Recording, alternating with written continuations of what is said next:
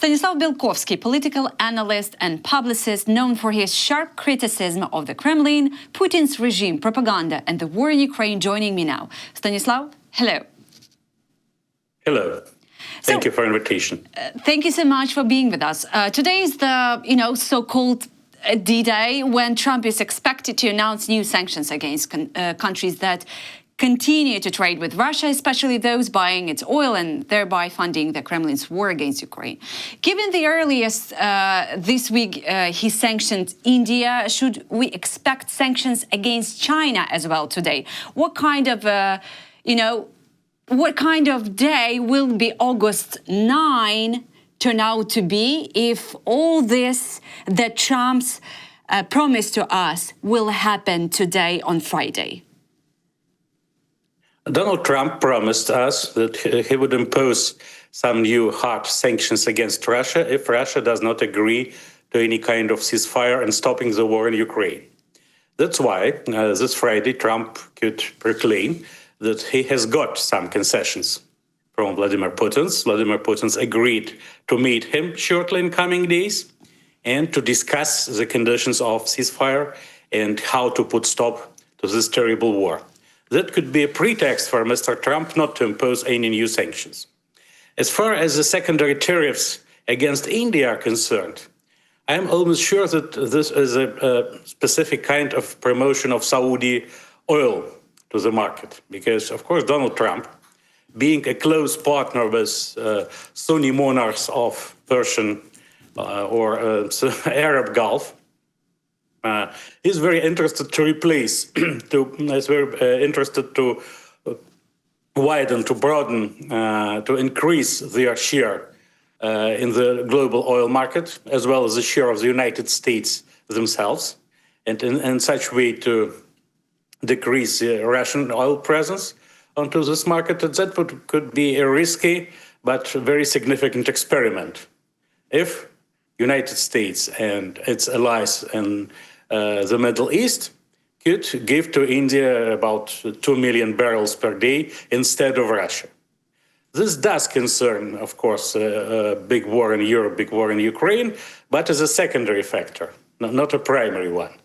And these days, Trump is expecting the new stage of his negotiations on big trade deal with China. That's why I'm very doubtful he would play this card against China.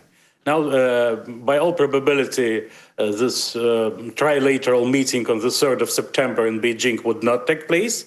And now the meeting between Donald Trump and Chairman of China Xi Jinping is expected in late October in Malaysia. But nonetheless, about including China in the circle of sanctions, I'm very doubtful, as well as about prospect of Trump and Putin meeting in Rome. Today we had a leak that this meeting should take place on the 11th of August in Rome. I still think the meeting somewhere in the Middle East, like Riyadh or Abu Dhabi is more, or even Istanbul, is more probable. And this leak about Rome may be connected with security reasons and priorities, because Italy, of course, by Rome is meant Vatican, the Holy See. And despite the Holy See is not a part, of course, of Italian statehood, but Vatican is placed inside Italy, and Italy is non-friendly in Putin's terms, in Kremlin terms, state to Russia. And that's reason number one why Vladimir Putin should do his best to avoid the meeting in Rome, even in Vatican. Secondly, it would be a bad insult to Russian Orthodox Church, to Moscow Patriarchate. And that's another reason Vladimir Putin should not prefer Rome as a meeting place. I think still the priority locations should be mentioned: Riyadh, Abu Dhabi, or Istanbul, or maybe even some location never mentioned before, like Muscat in Oman, but definitely not a country which is considered by Russian Federation as a non-friendly because of joining anti-Russian sanctions after the full-scale invasion of Ukraine in 2022. Yeah, and speaking about India, you mentioned, but is it possible that instead of backing away from Russian oil, India might actually deepen its energy ties with Moscow? And could we then witness the formation of a global anti-American bloc led by Beijing, Moscow, New Delhi? After all, the reality we see that Modi is not, a Western-style leader committed to Western values. Well, at least from my perspective. Could that shape a new, geopolitical alignment? Narendra Modi is an Indian-style politician, of course, and Indian nationalist and Hinduist, as far as religious matters are concerned. And India is a separate civilization, which should not be equalized to the West, of course. But at the same time, India is the largest democracy of the world. And as far as political institutions are concerned, India is closer to America and to Europe, much closer, and to its former metropolis, Great Britain, than to the autocracies of the East, like China or Russia. Of course, India now is badly outraged by Trump policies against it in the energy field, and looking for different ways how to get out of the situation, how to maybe not increase the energetical cooperation with Russia, but to obtain new discounts from Russia, to secure some oil supplies. But at the same time, we see that state-controlled oil corporations of India have ceased to buy Russian oil. India is looking for alternative sources, including Middle Eastern ones. And if Saudi Arabia agrees to increase oil production and to bring to the market some volume of crude oil, so the Russian oil could be substituted by that. So I think India, of course, cannot show that it supports the Trump's decision, because it's really offending and outraging for New Delhi. But at the same time, I don't expect any new alliance against the US, especially involving India, China, and Russia. Especially even the alliance between China and Russia is very doubtful. China, of course, is to a certain extent interested in a low-pace war continuation in Europe, because this war increases Russia's dependence on Beijing, allows Beijing to get Russian natural resources cheaper than ever, and is a separate card which Beijing could play in its tricky game with Washington. So if you want us to give some efforts to put stop to this war in Europe, so give us something in response. This is a game quite understandable for China. But for China, of first and foremost importance is to find any kind of agreement with the United States. And Russia at all is a secondary factor, and not at all, of course, an eternal friend of China. But if China and Russia are not alliance, from your perspective, what the true alliance looks like in the world? I think that, and now we are close enough to the ceasefire in Ukraine, but everything would be dependent, of course, on the results of this meeting between Putin and Trump. And as we discussed with you earlier, Trump is still very interested in pact with Vladimir Putin, because he's very strongly oriented on some natural resources of Russian Siberia and Far East. First and foremost, lithium and rare earths metals, so necessary at this very stage of technological revolution. And China plays a key role in the markets of all those goods, and that's why America is very interested to get new sources of them and to create new alliance with Russia, even Putin's autocratic Russia, to decrease, to diminish China influence and dependence on American and global corporations, technological corporations, on China in those matters. Secondly is, of course, the Russian Arctic as a route competitive to Suez Channel, which under the conditions of global warming would become more and more attractive with the passage of time. But at the same time, Trump cannot ignore fully the big war in Europe and the destiny of Ukraine. Maybe as a businessman, as a very cynical commercial guy, Trump would like to ignore it. But as an American politician, as a child of American democracy, taking into consideration the positions of numerous Trump's allies in political circles and the majority of Trump's constituents, he, of course, should keep his line and keep his promise to put stop to this war. Though, of course, he's insisting and emphasizing every time it's Biden's war, not his, but nonetheless. At the same time, Putin is, of course, is now concentrated on the legal confirmation of his annexion of 5 Ukrainian regions, which is quite unacceptable both for Ukraine and Europe. And in this way could hardly be acceptable for Trump administration, which cannot act fully independent on Ukraine's and European Union position onto this matter. That's why the concrete results of this Trump-Putin meetings are hardly predictable in full scale. We could be hopeful that something, for instance, even they discuss and come to some conclusions, some results about air truce, air ceasefire, it would be a result. It wouldn't be an end of war, of course. And Vladimir Putin would never abandon his self-dominating idea of take all the Ukraine, to take control over all Ukraine, of the whole of Ukraine.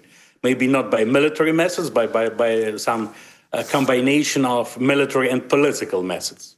First, some peace, some ceasefire on the conditions to a very considerable extent lucrative for Vladimir Putin's.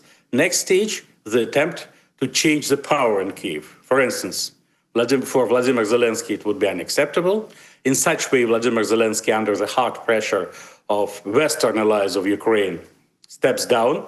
Then the new Rada speaker is elected, and this new Rada speaker becomes acting president. And so Vladimir Putin restarts the dialogue with Ukraine, but not with Zelensky and his administration, but with new leader. Thereafter elections and so on and so forth. It would go on. Vladimir Putin would never stop in his inevitable willingness to destroy Ukraine as a real independent statehood, because he does not recognize Ukraine as a full-scale statehood and does not recognize a separate Ukrainian identity. He still insists it's just a kind of Russian identity, and Ukraine, as a matter of fact, not formally, but in fact should belong to Russia. So while Putin is still alive, this would go on, regardless of any peace conditions. But even there are some modest concessions, bringing us closer to the ceasefire. It would be favorable anyway, because this is an attrition war, it's an exhaustion war, and Ukraine, of course, is very, very tired of this war.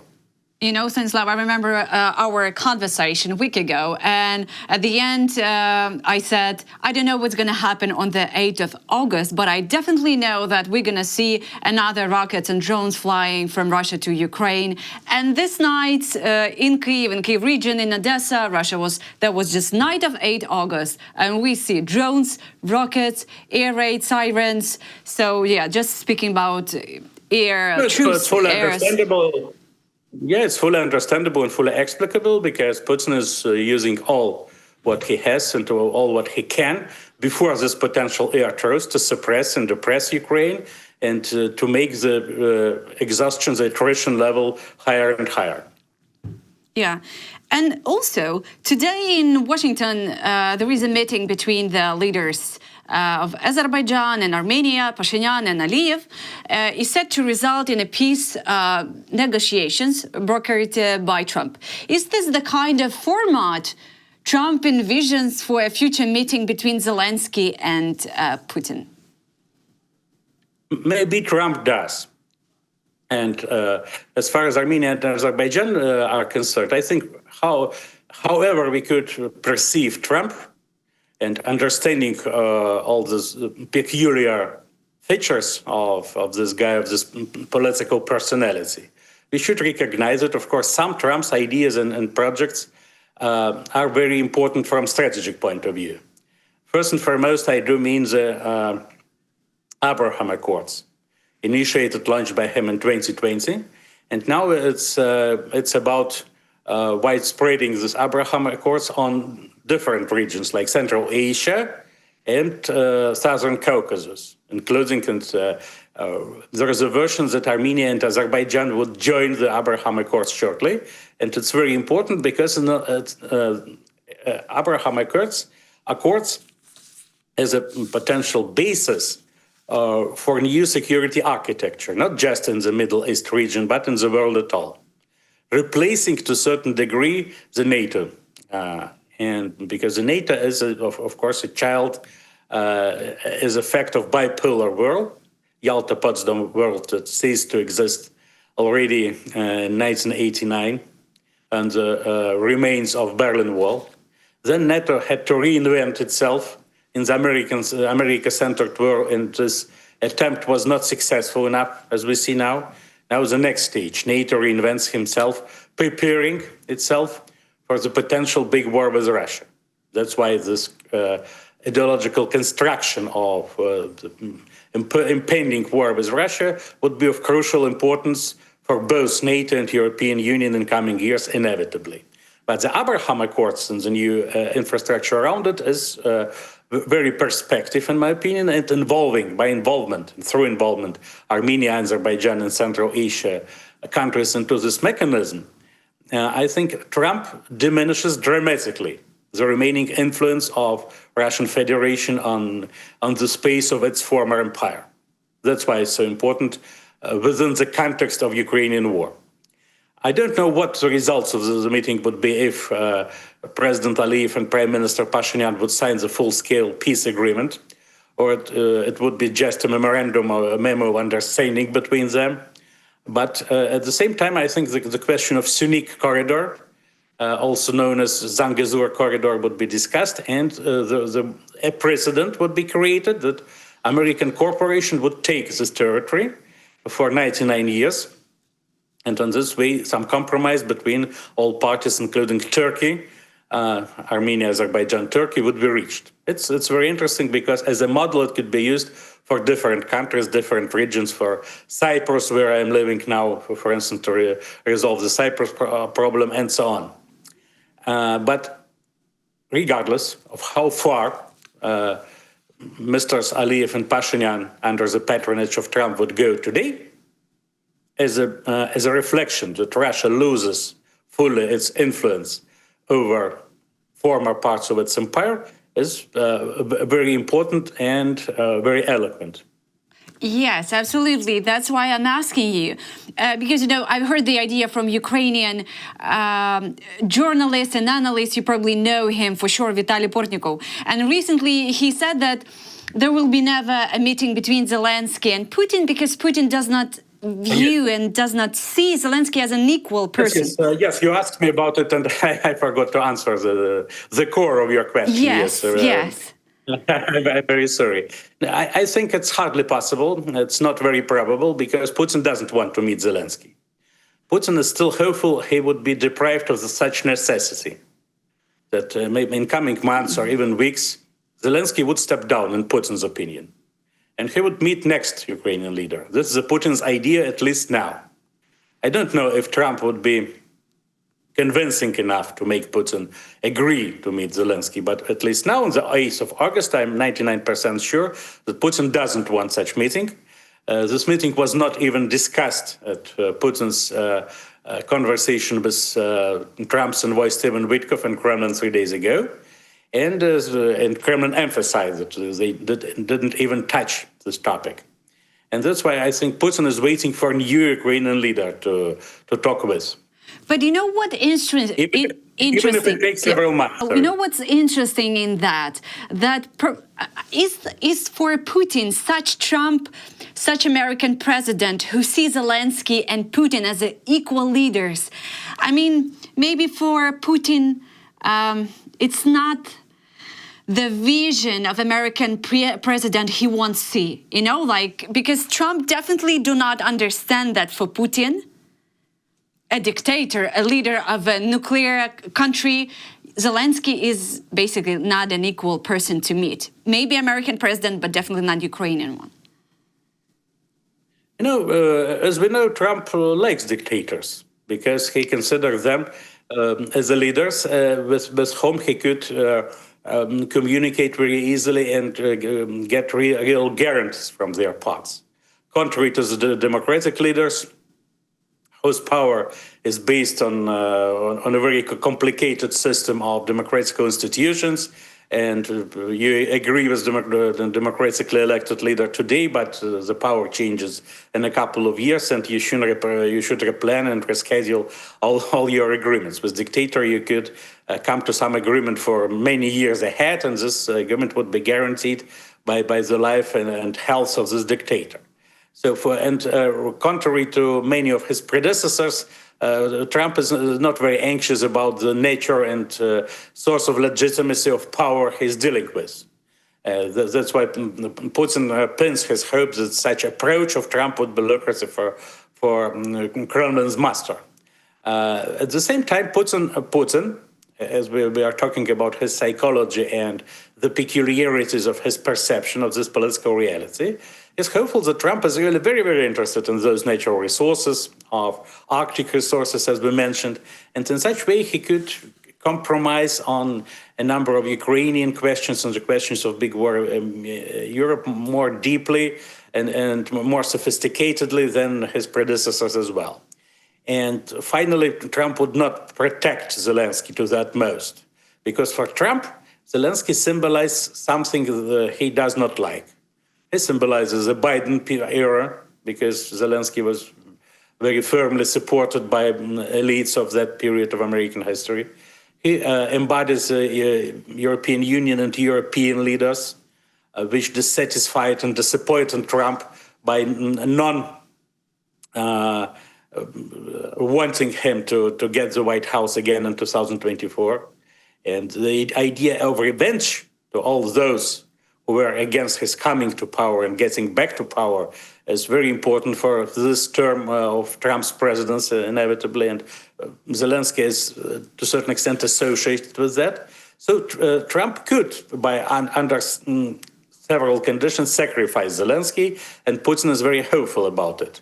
But the question cannot be resolved without European partners first, and without, of course, Ukraine and Ukrainian people, because there is no procedure but the democratic ones to replace Ukrainian president. And presidential elections cannot take place under the conditions of martial law. First, at least we should expect some steadfast ceasefire before and the elections in several months after.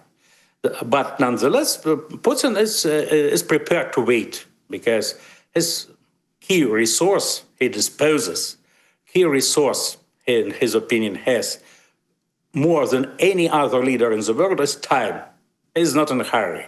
Everybody is in a hurry, including Trump, who now is forced to think about the Congress elections in 2026. Putin is not forced to think about any elections. He has no elections, no real constituents. He thinks he could stay in power at least by 2036 if health allows him. So, and that's why he can wait. And he can outlive any of the leaders, including Zelensky. Yeah, absolutely. That's a very interesting thought. But, you know, at least we see some changes in Trump's behavior from the last 6 months. At the beginning, what he was saying, to end the war in 24 hours, and he wanted to end this war by any price, by any cost. If Ukraine will obey and will lose, he didn't care. But what we see right now, it's a kind of a different approach. At least he's saying he's unsatisfied. He's always, you know, saying, I'm very disappointed. I'm very disappointed. At least it's something that, as you said, probably he doesn't like Zelensky because he represents Biden era. But at the same time, something is changing in Trump's approach towards not only Zelensky, but Putin as well. Yes, Trump is to a certain extent disappointed with Putin as well.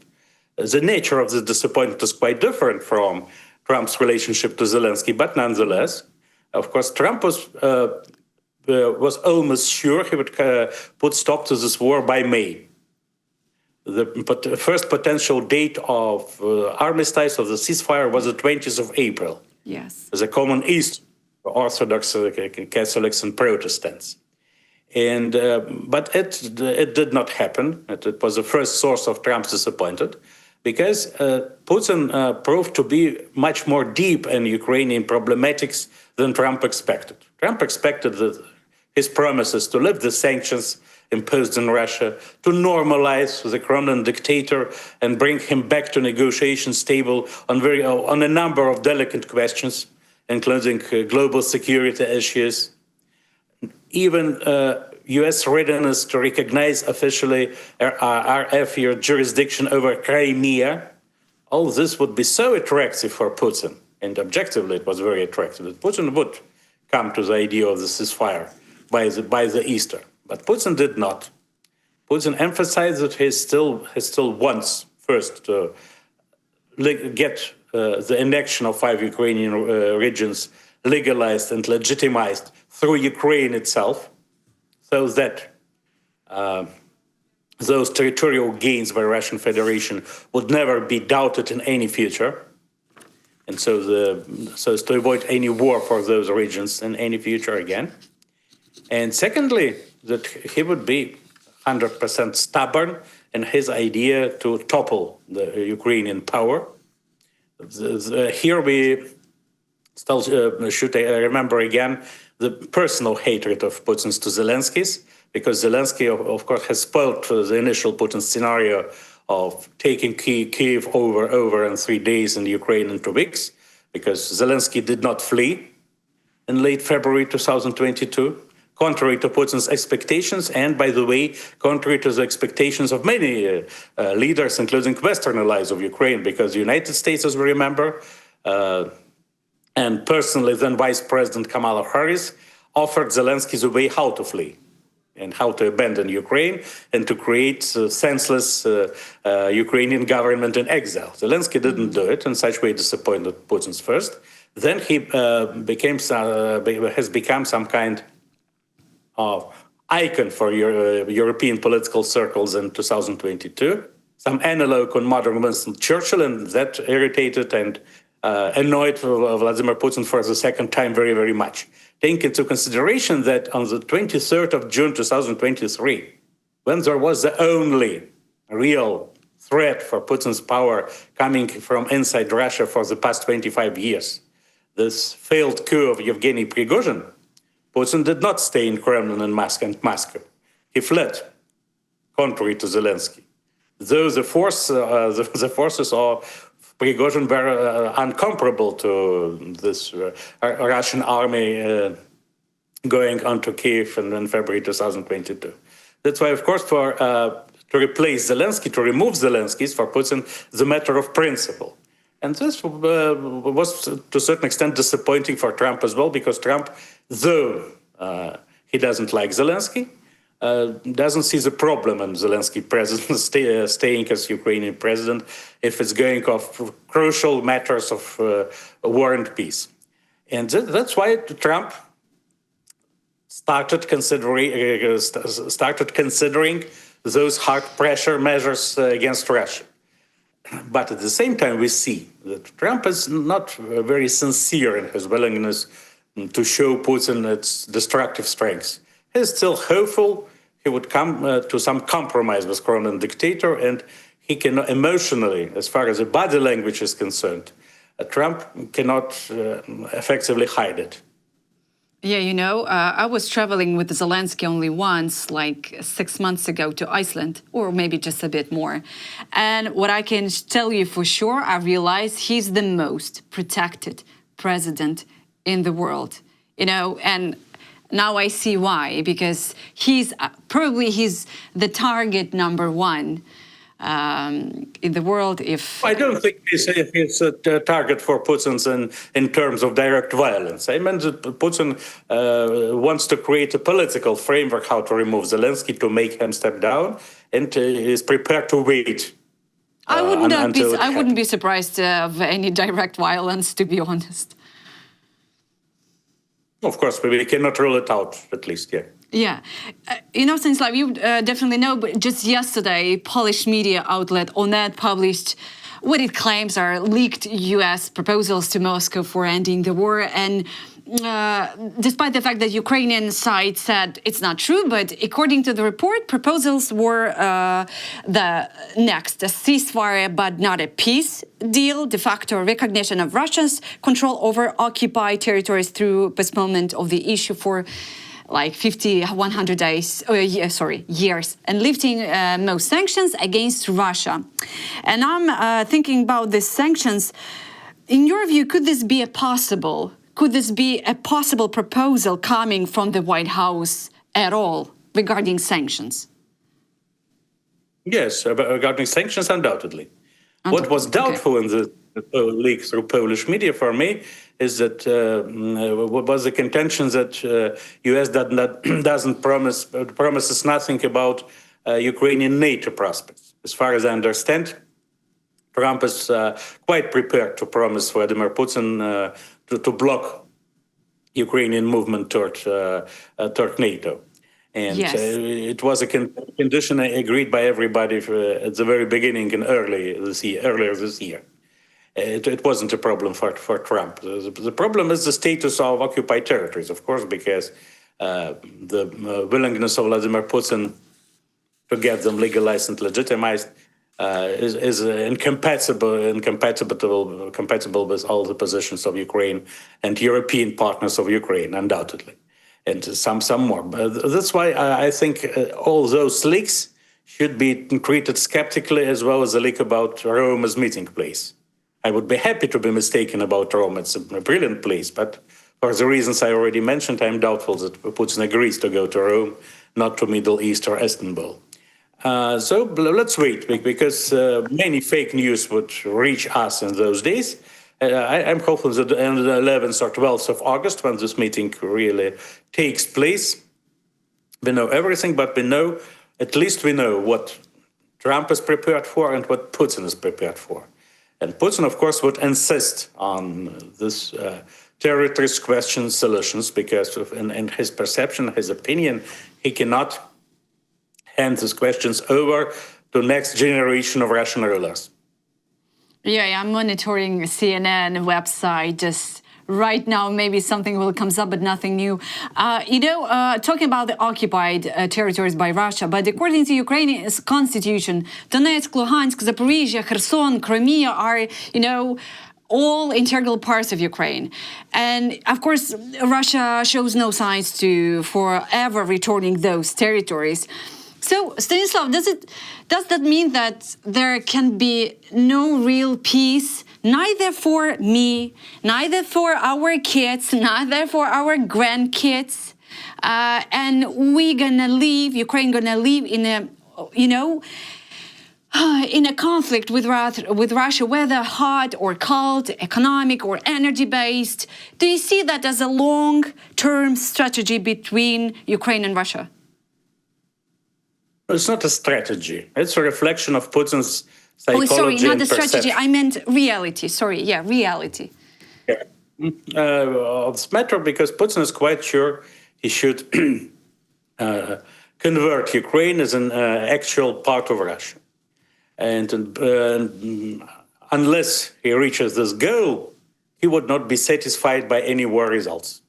So in such way, even the official recognition of Russian jurisdiction over occupied territories wouldn't be enough. It would be enough at this very stage, but not at all in general. Yeah? That's why it depends on how long Putin will stay with us.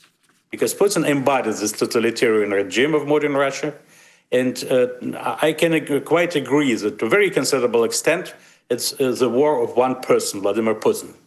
If even a Russian president, Russian leader, would be even much more dim person, also inclined to totalitarianism rather than to democracy, or maybe even harder and different position than Putin himself, but not Vladimir Putin, there wouldn't be such a full-scale war between Russian Federation and Ukraine. So that's why I'm not very optimistic that any effective peace, any efficient peace, long-term peace could be reached while Vladimir Putin remains Russian president. Yes, Stanislav, thank you so much for your time. And the next time we will see each other, we will definitely talk about what has happened, what decision American president have made so far. Yeah. So thank you so much, and I hope to see you again. Thank you so much. See you soon. See you soon. Bye bye. See you soon. Bye.